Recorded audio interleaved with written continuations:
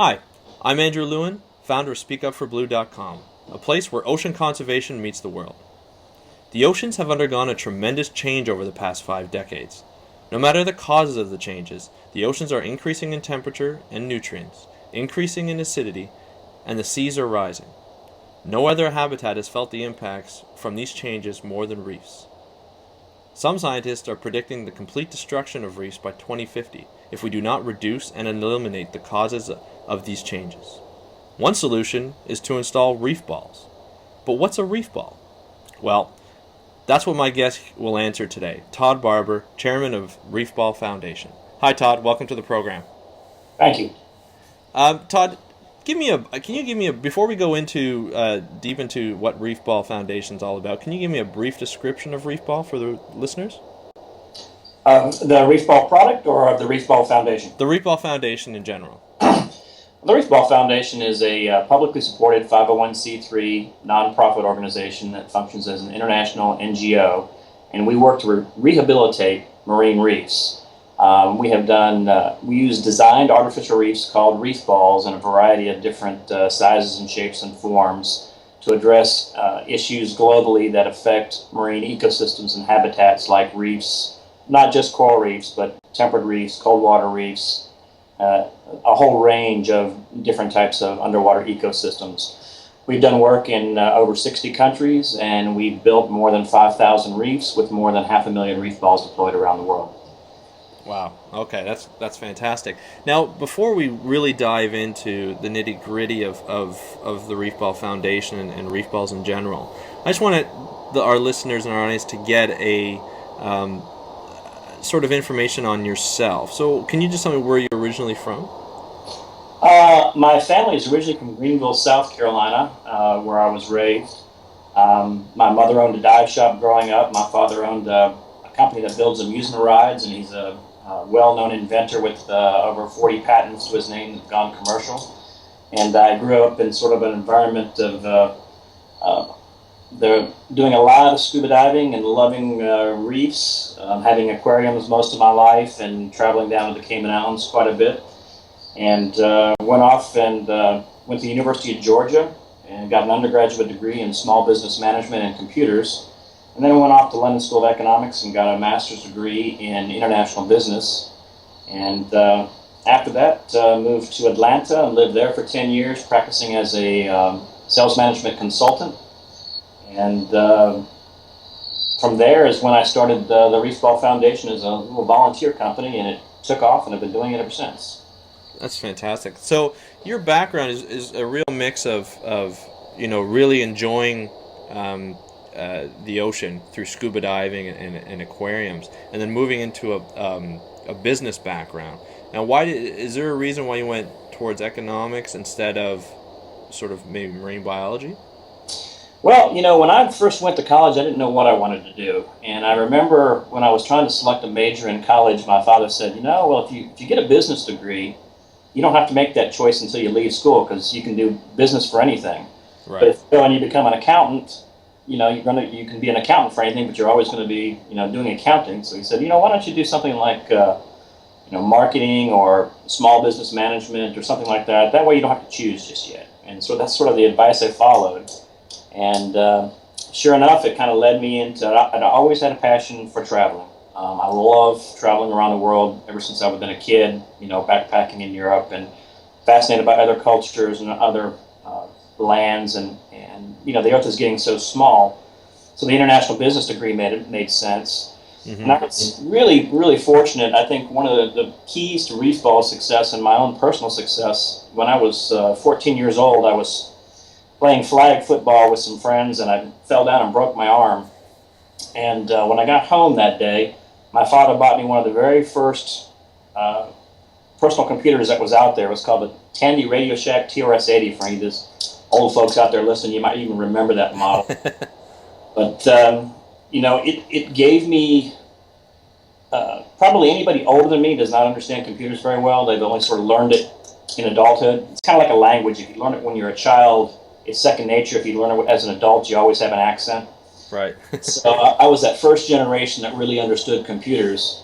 And that sort of gave everything an edge. So I had the combination of a huge hobby in science from my father, and because of his amusement rides, we were able to use lights to light up my aquarium, and I was one of the very first people to be able to grow hard corals in an aquarium, so I understood the structure of reefs and, watched it for hours at home.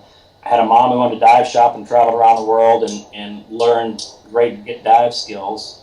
And then finally the business all came together and taught me how to turn my passions into a business that could sustain me, enough to put a roof over my head and food in my mouth. And that was the other thing my father taught me. It wasn't important to be rich. It's just important to always know that you'll have, health care, a roof over your head, and food in your mouth. And he said, and I can tell you, Todd, you get those educational degrees, that'll happen one way or the other. And right. That. Yeah, no, definitely sound advice. I'm curious. I'm a marine aquarium hobbyist as well, so I understand the challenge to not only grow hard corals but maintain a marine aquarium today, where the technology has been quite advanced from even 10 years ago. When you started, and you, how challenging was it to maintain a reef? It was incredibly challenging because I was trying to do it in Atlanta, Georgia. I had literally converted my entire dining room into one aquarium. Right. We had basically the lights of an amusement park, big metal halide lights, which generated a ton of heat and required a lot of attention to that temperature. And I had to have refrigerators with coils going through to keep the water cool enough.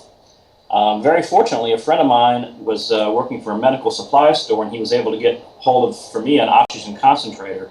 Okay. So I built by hand about a 5-foot tall protein skimmer, again, using some of my dad's knowledge of engineering, and we would pump pure oxygen through that. And of course, we didn't have redox probes then. We had to guess at it by the marine biology, so you had to look at your tank every day and see how things were doing and adjust your controls based on sight sometimes. Right. And then, of course, Albert Thiel had written his famous book on reef keeping, so we knew a little bit about nitrates and I had brought back a mangrove tree and had a little refugia tank set up. We didn't know anything about reverse daylight photosynthesis back then, so water quality would always go up and down a little bit during the day. Right. And but it was, that was part of the reason why I think Reefballs today have paid such an attention to detail, because if I put something out there to create a reef, I want it to perform just as well as it did in that tank, which was essentially what's happening to the world is one giant polluted ocean, and an aquarium kind of simulates that on a small scale pretty quickly if you don't do what's right to keep it balanced. Yeah, for sure. I mean, that's fantastic, because I've always thought, having a reef aquarium it really gives you a perspective of how quickly things can change when things go wrong. And very fast. Yeah, you can wake up the next day and your whole tank's full of cyanobacteria, the red slime all over the thing, and you're like, just one little thing I did wrong, and it caused the whole thing to crash overnight. Yeah, absolutely. And it also makes you think of, for me, if I have algae, along the bottom of my tank, instead of always trying to vacuum it up, I try and find a natural way to get it. So I try and look for a fish or some hermit crabs that will actually, kind of putting it in to get rid of it. So you really, you also get a really good background on the functional process of each animal. Yeah, and that's exactly why, in Reefballs we paid such attention to little tiny details like making habitats for sea urchins and things like that on each reef ball, because as you know, everybody might say, oh, I want to build a reef because I'd like to see a pretty turtle. Right. And that's fine, but that turtle poops, and as you know, and creates a little spot where the algae's going to grow, and something's got to clean that up. So you got to have the janitors in the sea, and everything keeps it in balance. And I can tell you that the more diverse I could make my tanks in general, the more robust they were from handling bad things that would happen to the reef. Right. So you'll hear me talk a lot about biodiversity, and it may not mean a lot to a lot of people, but it really means a lot when it comes to the health of a reef. And a reef that's got 10,000 different species on it is much more likely to survive some kind of an impact than a reef that's got 3 species. Absolutely. Yeah, no, I completely agree. Now, moving forward, where did you get the idea for Reefball? Was it because of your background, taking care of these aquariums, and then your business background to actually start a business or even a nonprofit? No, it was purely out of, go back to the whole story. My first scuba dive was when I was 14 years old in the Cayman Islands. Okay. And my family every year would rent a little villa on the north side of Cayman Islands. And we would, basically, would take a scuba tank and I would go out 100 yards off of this little villa and I would just sit on the bottom. And there was this reef that was about the size of a current average size reef ball that was on the ground, about 10 foot of water, and I would weigh myself down and I would just sit there for hours and look at it. And so it was like my underwater aquarium. So instead of taking a dive boat out, every time I went back, I'd go just sit on the bottom. I knew every little fish that lived on that reef, every visitor that would come by. It was just very entertaining to me. Right. I would take a picture of the corals growing every year, and I was always comparing that back to the rates of growth I was getting in my tank. And my idea was, can I get my corals to grow as fast as they do in the wild and keep them alive as healthily? And finally, one year, we went back, this was probably in the late 80s, and Hurricane Gilbert I had taken a vacation with my father and my brother where we had taken a sailboat from Fort Lauderdale over to Bimini. And it was supposed to be a 4-hour crossing. It turned up into an 18-hour crossing, and we hit 60-foot seas, which is 120 foot from crest to trough. Wow. In a 41-foot sailboat. And it was one of those, near-death experiences. I can remember when we were getting close to land, the sea was getting a little bit calmer, but we couldn't see land yet. We didn't have GPS navigation in those days. And I remember my father saying, if we don't see land in the next 20 minutes, we're going to have to circle around all night because we can't, sail into reef waters at night. Right. I remember thinking, if you start sailing around, I'm just going to jump in and swim.